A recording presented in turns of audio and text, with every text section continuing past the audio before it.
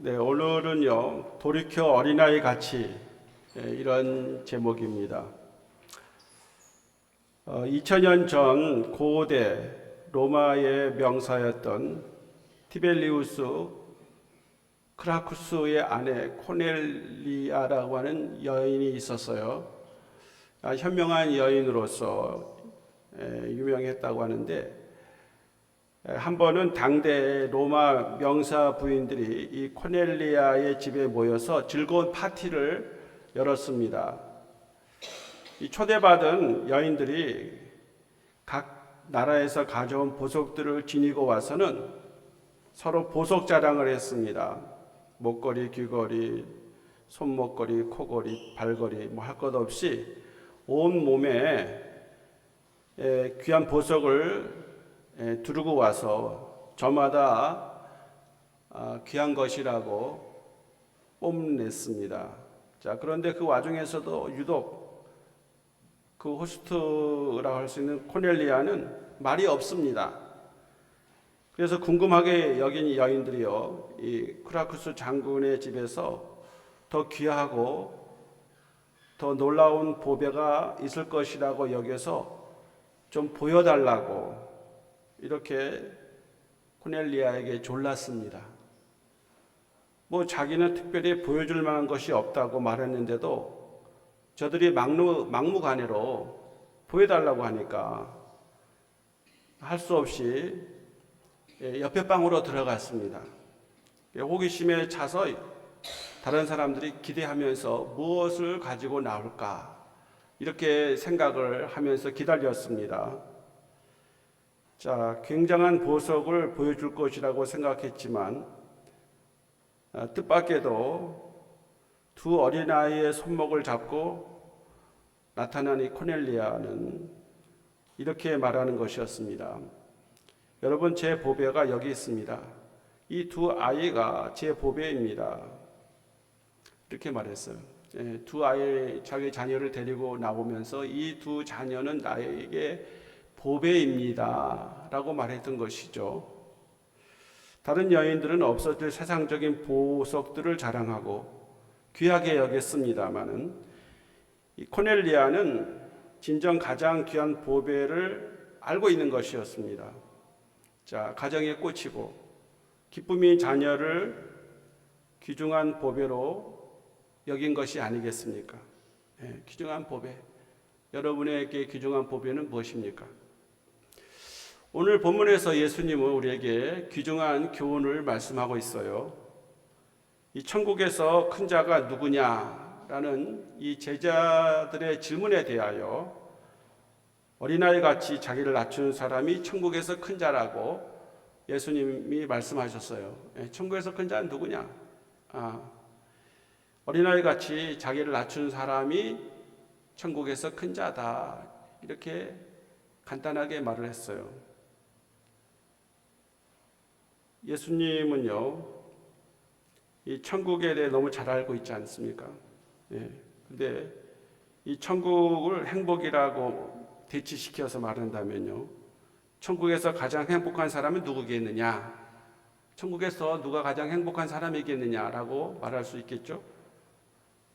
또 그래서 이 세상에서 가장 큰 행복을 누리는 사람은 누구겠느냐라는 이러한 질문으로 바꿔 생각해 볼 수가 있어요. 이 세상에 살아가는 사람 중에 누가 가장 행복한 사람이냐?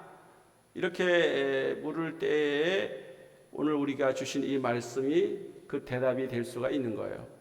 예수님은 오늘 여기 본문에서 천국에서 누가 큰 자입니까? 라고 물을 때 그 천국에서 큰 자가 되는 몇 가지를 말씀했어요. 그 중에 한 세 가지 정도 생각해 보려고 하는데, 첫 번째는 먼저 돌이키라는 말씀을 하셨어요. 이 돌이키라는 헬라어는요, 스트라페테라고 하는 말인데, 이 말은 뒤로 돌아가라는 말입니다. 앞으로 가지 말고 뒤로 돌아가라고 하는 말입니다. 자, 보통 사람들이 다 어떻게 생각합니까, 여러분? 다 높아지려고 하는 마음을 가지고 있죠. 지금 제자들이 천국에서 누가 큰 자입니까? 묻는 이유도 누가 우리 중에 가장 높은 사람입니까? 라고 하는 그러한 질문인 것이나 마찬가지죠. 또 대부분 사람들이 부자가 되고 싶은 마음을 갖고 있습니다. 또 자기는 더 큰 일을 하겠다고 생각합니다. 스스로 위대해지겠다는 마음을 갖고 있습니다. 자, 또 나는 어른이 돼야 되겠다.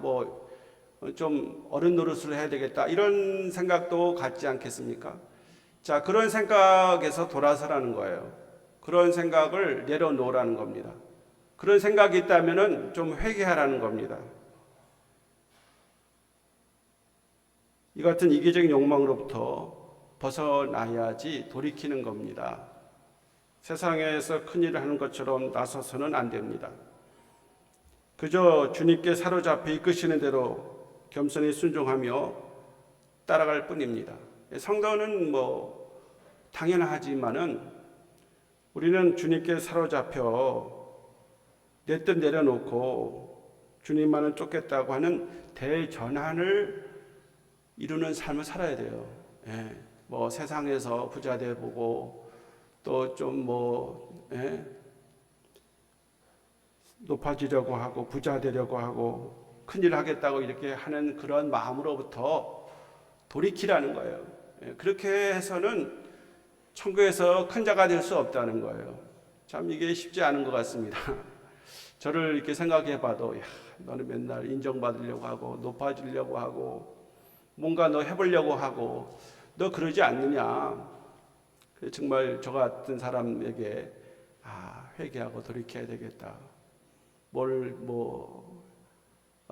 한다고 나서기보다도 그저 주님이 사용해 주셔서 붙들어 주시면 감사하고 뭐라도 작은 일이라도 맡겨주시면 그저 최선을 다해서 하나님의 뜻을 받들어 순종하겠다는 그런 마음으로 살았으면 하는데 그게 생각처럼 그렇게 잘 되지 않은 것 같아요. 그러니까 여러분들이나 저에게 우리 예수님이 오늘 돌이켜서 어린아이 같이 되라 이렇게 말하고 있는 겁니다. 자, 그래서 돌이키는 것이 우선 제일 중요해요.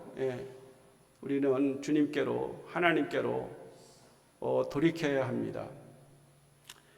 두 번째는요, 어린아이와 같이 되지 아니하면이라고 말하고 있어요. 예수님 어린아이와 같이 살라는 것이죠. 어린아이처럼 살아라 라고 하는 말씀입니다. 자, 어린아이들은요 어떻습니까? 여러분 주위에 어린아이들이 많이 있겠죠.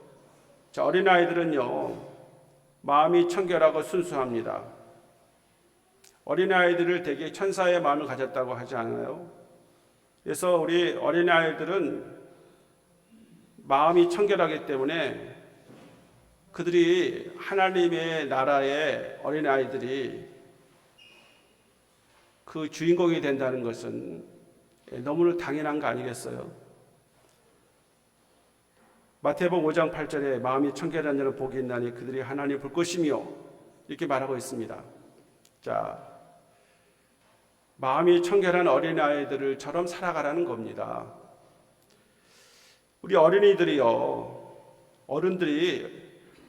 어린아이를 만날 때 어떤 마음을 갖습니까?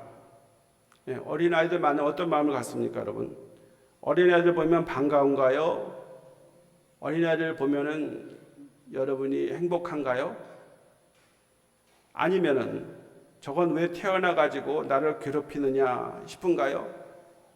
원하지 않는 자녀를 낳게 되면 저거 왜 태어나가지고 왜 이렇게 골머리를 아프게 하느냐라고 생각하기도 하죠. 그런데 그런 어린아이들이 먼저 압니다. 이 아이들은 느낌으로 예민하게 자기를 사랑하는 어른들을, 자기를 사랑하는 부모님을 아는 것이죠. 자기를 반가워하는 사람인지 아닌지 말없이도 잘 알고 있어요.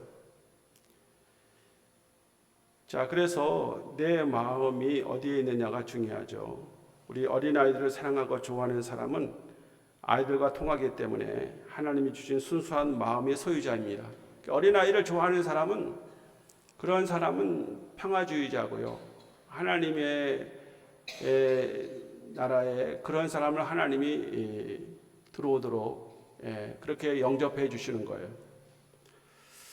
사랑과 정열의 시인인 하이네가 집에 있을 때 친구가 하이네 집을 방문하게 되었습니다. 이 친구가요, 하이네 집에 들어가 보니까 깜짝 놀랐습니다. 서재에 한 10명이나 되는 어린아이들이 북새통을 이루면서 숨바꼭질을 하고 놀고 있었던 겁니다. 온통 둘러엎으면서 자빠지고 엎어지며 난장판을 만들었어요. 10명의 아이들이 뛰고 막 했으니 온전했겠습니까? 자, 그 와중에 하이네가 섞여 있었어요.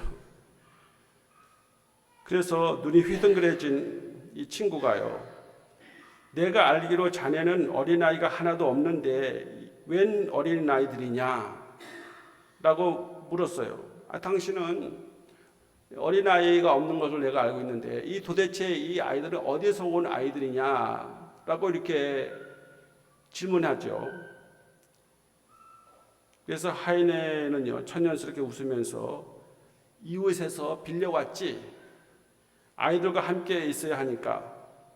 아이들과 함께 있어야만 미래가 보이거든. 아이들과 함께 있어야만 시상이 떠오르거든. 이렇게 말했어요. 이 아이들이 있어야 미래가 보인다는 거예요.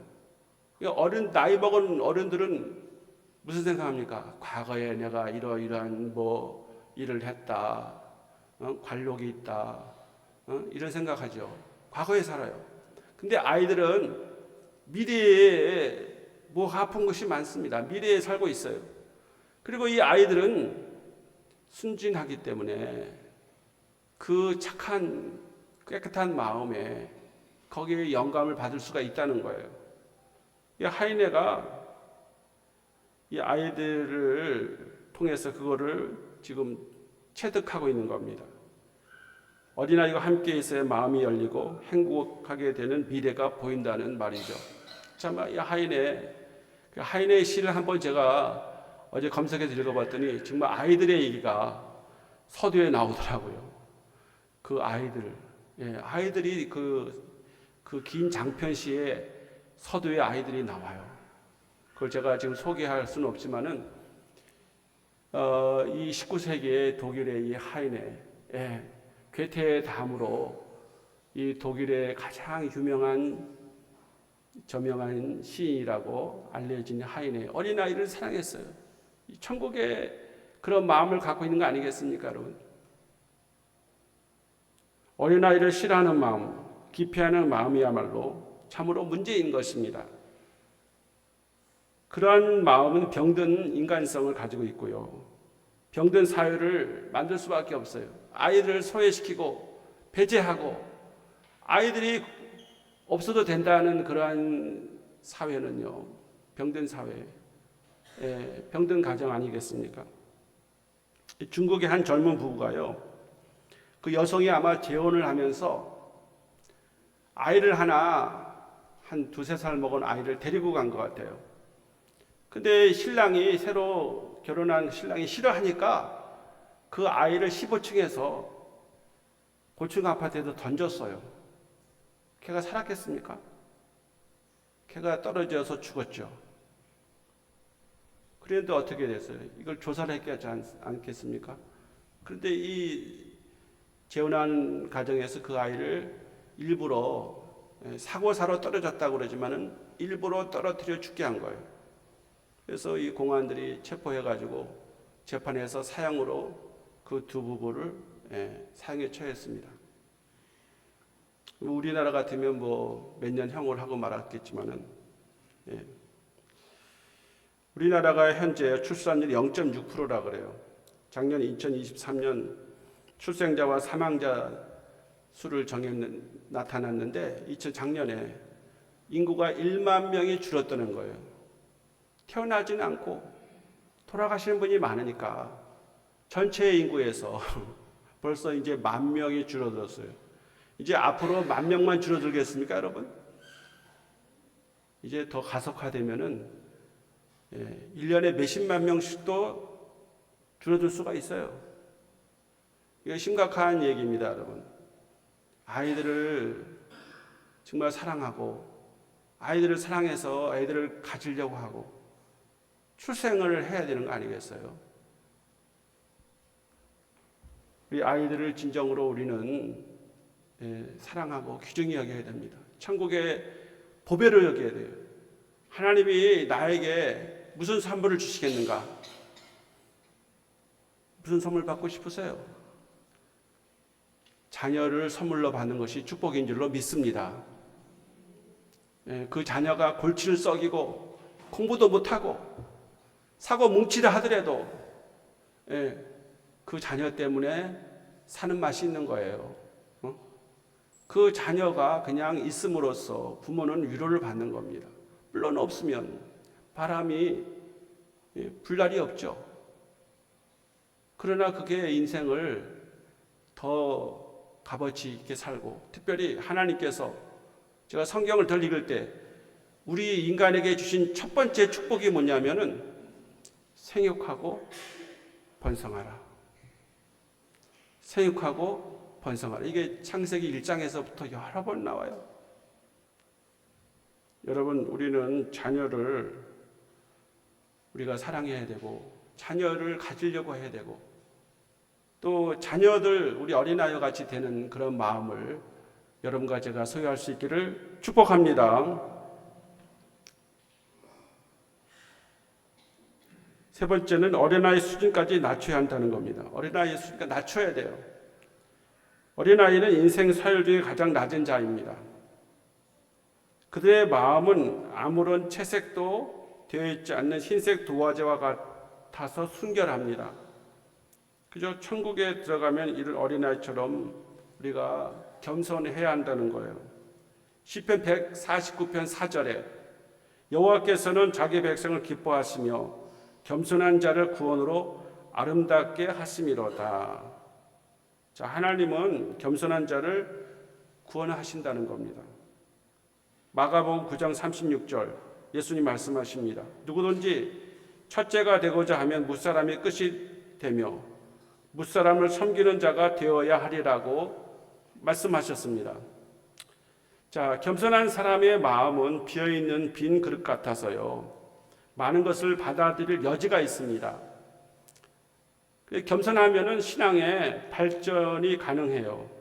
그러나 교만한 사람은요, 마음의 여유가 없기 때문에 발전할 여지가 없습니다. 다 자기 생각과 마음으로 가득 차 있기 때문에 누구의 생각이나 조언이나 다른 사람의 이 가르침을 받으려고 하지 않아요.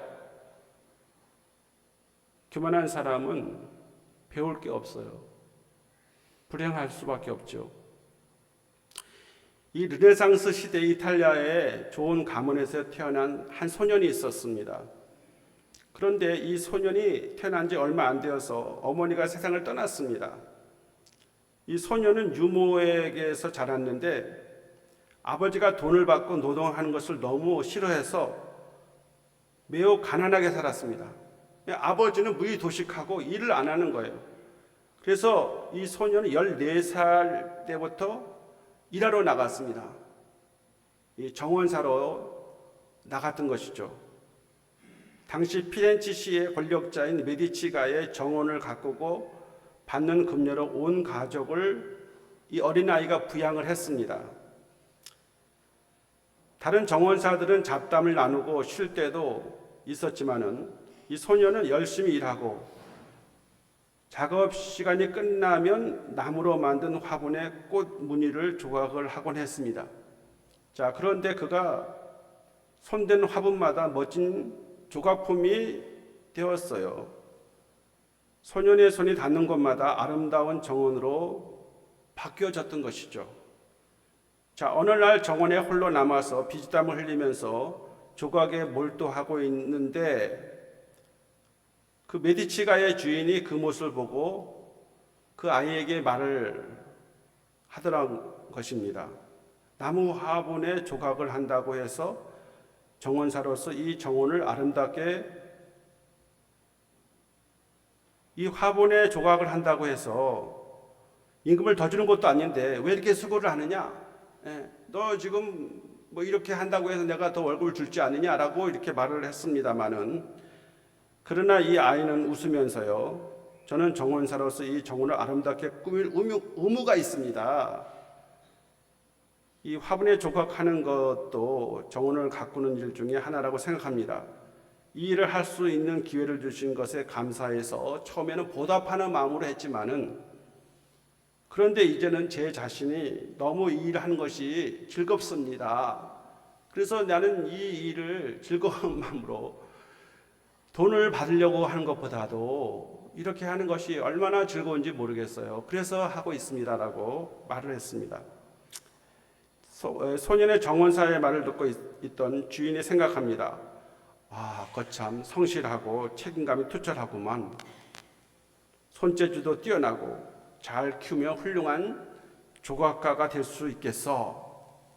자, 이렇게 생각을 했어요. 그리고 이 소년을 자기가 세운 그 조각학교에 입학을 시켜서 조각 공부를 하게 했습니다. 이 소년은 조각을 배우면서 당대의 철학자들과 대화를 나누면서 자신의 예술적 기초를 다져갔습니다. 자, 이 정원사가 누구이겠습니까, 여러분? 르네상스 시대의 최고의 조각가요, 건축가요, 화가인 미켈란젤로입니다. 14살에 일선에 나가서 이렇게 자기가 안 해도 되는 일을 손수 하는 이 미켈란젤로. 이 미켈란젤로가 말이죠, 그 바티칸 성당의 시스티나 성당의 천장 벽화를 그린 사람이에요. 여러분 로마에 가면은 그 바티칸 성당에 아마 되게 갈 겁니다. 거기 그 옆에 교황을 선출하는 시스티나 성당이 옆에 있어요. 교황이 선출하는 그 시스티나 성당에 사는데 그 천장 벽화가 뭐 천지 창조며 그 아테네 스쿨이며 뭐 이런 걸 막 기록 만들었거든요. 대단하죠. 그거를 누가 했습니까? 미켈란젤로. 이 미켈란젤로의 가장 멋있는 조각상은요, 다비드 상이고요. 이 미켈란젤로가요, 피에타라고 하는 예수님을 주었을 때 그 마리아가 안고 있는 그 피에타 상이 있어요. 그런요, 바티칸 성당 안에 그것이 있어요. 그거 뭐 세상에 무엇과도 비교가 안 되는 그런 대작품을 남겼어요. 그 아이가 어렸을 때 그렇게 그 재능을 발견한 사람이 그를 가르쳤기 때문에 그런 일이 벌어진 거죠.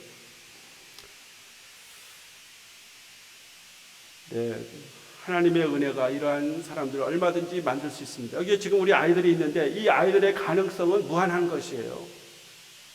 여기 있는 그 아이들이 앞으로 여러분 어떤 사람이 될지 누가 합니까? 하나님이 함께 하시고 하나님이 재능과 은사를 주시고 하나님이 축복하면은 우리가 이 아이들을 정말 하나님 만들고자 하는 멋있는 훌륭한 또 세계적으로 내놓을 수 있는 그런 사람이 되지 않겠습니까? 여러분 그 일을 위해서 항상 여러분 사랑해 주시고 기도해 주시기 바랍니다. 천국은 세상 나라와는 다른 기준의 세계입니다. 그렇지 않습니까, 여러분? 세상 나라와 다른 기준이에요. 세상 나라는 높아짐의 경쟁을 통해서 큰 자가 되기를 원하고 권력을 쥐고 높은 자리에 올라가려고 합니다. 이런 그들에게 예수님은 그러한 세속적 욕망으로부터 돌이키라, 스트라페테하라고 말하고 있어요. 이 말씀은 이 스트라페테는요, 몸을 돌이키다든과 같이 물리적인 방향뿐만 아니라 마음의 변화, 행동 양식의 변화까지를 말하고 있는 겁니다. 우리 예수님께서는 제자들에게 마음의 자세의 변화와 더불어 이로 인해서 전인적인 행동의 변화까지도 포함해서 스트라페테라고 말하고 있습니다. 교만함을 버리고 완전히 변화함을 교훈한 것입니다. 교만함을 버려야 돼요. 겸손해져야 합니다, 여러분. 어린아이처럼 낮춰야 합니다. 천국에서 진정으로 큰 자가 되기 원한다면 어린아이와 같이 자신을 낮추어 작은 자가 되어야 합니다.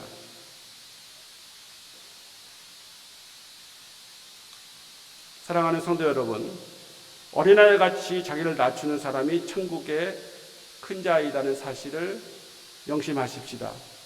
천국에서 영생을 누릴 수 있음을 기억하고 예수님과 같이 죽기까지 복종하고 낮춤으로 천국을 소유하고 영생을 노래하며 사는 우리 성도들이 다 되시기를 주님의 이름으로 축원합니다.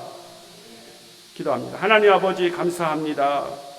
우리 예수님께서 천국에서 누가 큰 자입니까? 라고 제자들이 물을 때 어린아이들을 세우시면서 돌이켜 어린아이 같이 되지 아니하면 결단코 천국에 들어가지 못하리라고 했습니다.